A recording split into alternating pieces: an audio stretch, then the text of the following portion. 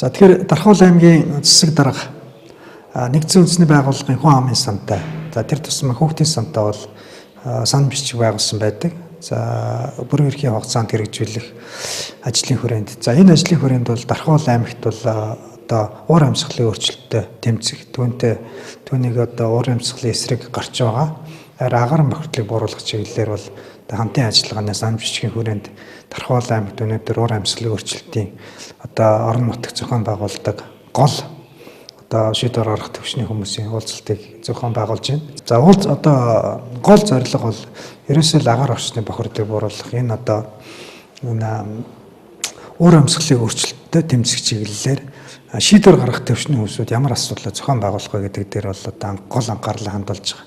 За үүний одоо гол нэг чиглүүлж ажиллах нэг арга хэмжээ бол өнөөдөр Дархуул аймагт утаагүй цахилгаанаар халдаг чип багц нэг одоо загвар гэр мэдээллийн төв одоо нээгдэж байгаа.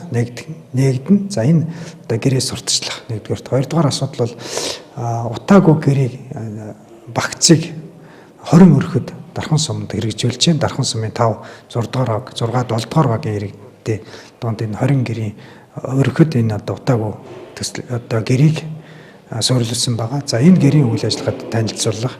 За түүнчлэн Дархуул аймагт Европын холбоо тэр тусам Францын хөгжлийн сангаас хэрэгжиж байгаа дулаан шийдэл 2 гэдэг одоо төсөл хэрэгжиж байгаа.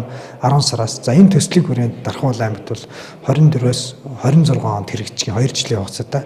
За энэ одоо төслийн хүрээнд бол байшингаа дулаалах ийм арга хэмжээ зохион байгуулах. За энэ бол Дархан сумд хэрэгжин. За улмаар цаашдаа 4 сумд хэрэгжих. За өөрөөр хэлэх юм бол хялбар шийдлийн хүрээнд гэр орноо ойрт гарт байгаа материалаар яаж дулаалж болох вэ? Яаж дулаан байж болох вэ? Яаж эрчим хүчийг хэмнэж эдийн засгийн одоо хэмнэх үү? Дулаанд зарцуулдаг мөнгө хэмнэх үү гэдэг энэ чиглэлээр бас давхар ийм сургалт явуулж байна гэж хэлж байна.